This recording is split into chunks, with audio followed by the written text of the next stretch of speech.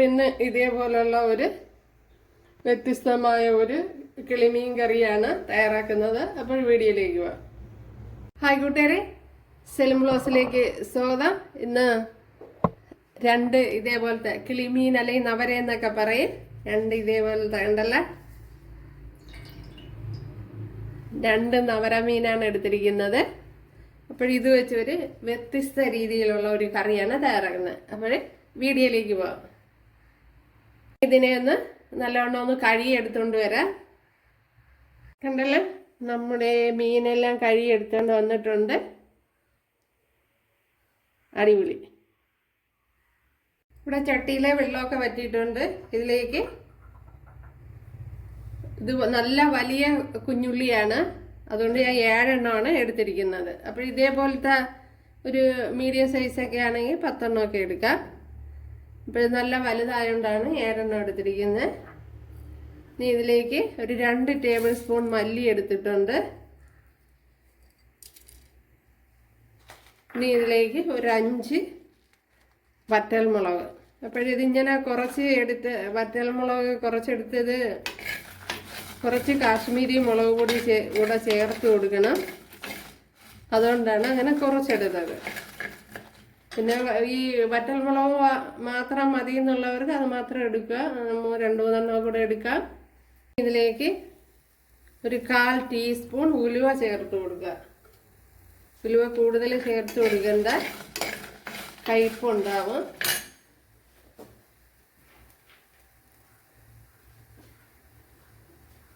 ഇനി ഇതിലേക്ക് ഒരു 4 കുരുമുളക് കൂടെ. പിന്നെ കുരുമുളക് കൂടുതൽ വേണമെന്നുള്ളവർ കൂടുതൽ ചേർത്ത് കൊടുക്കുക.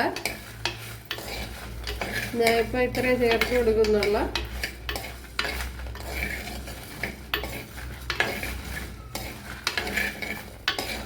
ഒക്കെ ഒന്ന് ഫ്രൈ ആയി വന്നിട്ടുണ്ട്. ഇനി തീ ഓഫ് ചെയ്ത് കൊടുക്കുക. അപ്പോഴിതിലേക്ക് കുറച്ച് കറി ലീവ്സ് കൂടെ ചേർത്ത് കൊടുക്കുക. അപ്പോൾ തീ ഞാൻ ഓഫ് ചെയ്തിട്ടുണ്ട്. ഇനി ഇത് മറ്റൊരു പാത്രത്തിലേക്ക് മാറ്റാം. മല്ലി നല്ല പൊട്ടാൻ തുടങ്ങിയിട്ടുണ്ട്, ഉണ്ടല്ലോ. അപ്പോഴാണ് മാറ്റിയത്. ഇത് മിക്സിയുടെ ജാറിലോട്ട് ചേർത്ത് കൊടുത്തിട്ടുണ്ട്, ഉണ്ടല്ലോ. ഇവിടെ ഓയിൽ ചേർത്ത് കൊടുത്തിട്ടുണ്ട്. അതിലേക്ക് 1 ടേബിൾ സ്പൂൺ വെളുത്തുള്ളി ചോപ്പ് ചെയ്തത്, ഒരു 4 അല്ലി വെളുത്തുള്ളി. അപ്പോൾ ഇത് നല്ല വലിയ വെളുത്തുള്ളിയാണ്, അതുകൊണ്ട്. അപ്പോൾ ചെറുതൊക്കെ ആണെങ്കിൽ 10 എണ്ണം എടുക്കേണ്ടി വരും, അത് ശ്രദ്ധിക്കുക. ഓക്കെ, ഇതിന് നല്ലപോലെ ഒന്ന് ഫ്രൈ ചെയ്തെടുക്കണം. ഒരു വലിയൊരു തക്കാളിപ്പഴം എടുത്തിട്ടുണ്ട്, അത് ചേർത്ത് കൊടുക്കുക.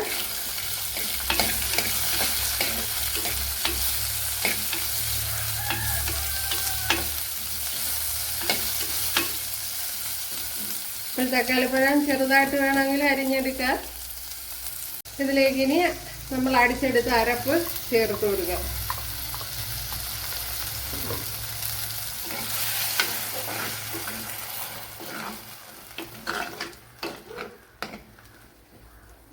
ഇപ്പോഴിതിനി നല്ലതുപോലെ വഴറ്റി ഓയിൽ തെളിച്ച് എടുക്കണം.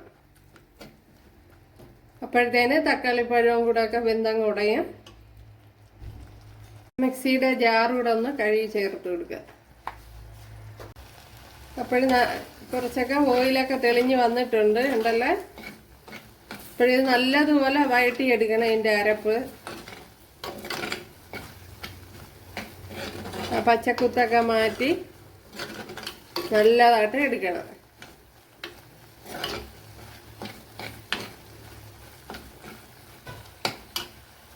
അപ്പോഴതിന് ശേഷം ഇതിലേക്ക് ഒരു നാരങ്ങയുടെ വലുപ്പത്തിലുള്ള പുളി എടുത്തിട്ടുണ്ട്, അതങ്ങ് ഒഴിച്ചു കൊടുക്കാൻ, ഉണ്ടല്ലേ.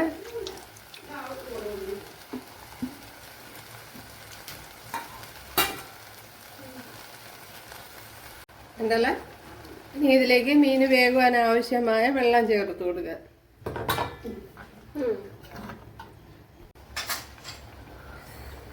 ഇതിലേക്ക് ആവശ്യത്തിനുള്ള ഉപ്പ് ചേർത്ത് കൊടുക്കുക. അപ്പോൾ ഇത് നല്ലപോലെ തിളച്ച് ഇനി ഇതിലേക്ക് മീൻ ചേർത്ത് കൊടുക്കാം.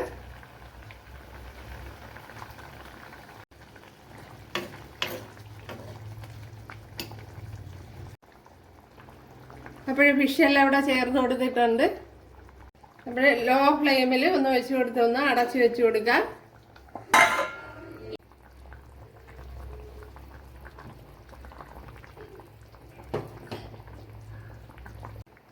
ശകലം ഉപ്പിൻ്റെ കുറവുണ്ട്, അതും കൂടെ ചേർത്ത് കൊടുക്കുക. അടിപൊളി ഉഗ്രൻ ടേസ്റ്റാണ്, ഒരു രക്ഷയില്ല.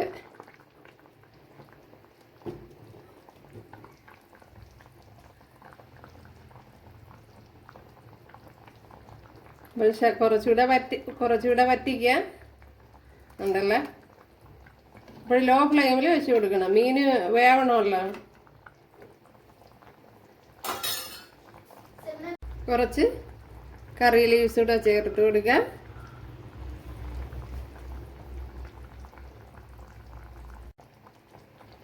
ഒരു ശകലം പച്ച വെളിച്ചെണ്ണയും കൂടെ ചേർത്ത് കൊടുക്കുക. പിന്നെ അത് ചേർക്കണ്ടെങ്കിൽ ചേർത്ത് കൊടുക്കണ്ട,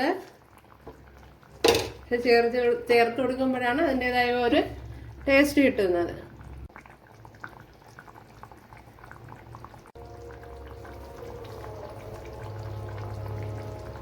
ഉണ്ടല്ലേ, നമ്മുടെ അടിപൊളി കറി ഇവിടെ റെഡി ആയിട്ടുണ്ട്. അപ്പോൾ കൂട്ടുകാരെല്ലാവരും ചെയ്ത് നോക്കാം. ഇഷ്ടമായാൽ ഒന്ന് സബ്സ്ക്രൈബ് ചെയ്ത് സപ്പോർട്ട് ചെയ്യുക. അടുത്തൊരു വീഡിയോ ആയിട്ട് കാണാമെന്ന് പറഞ്ഞുകൊണ്ട് എല്ലാവർക്കും താങ്ക്സ്.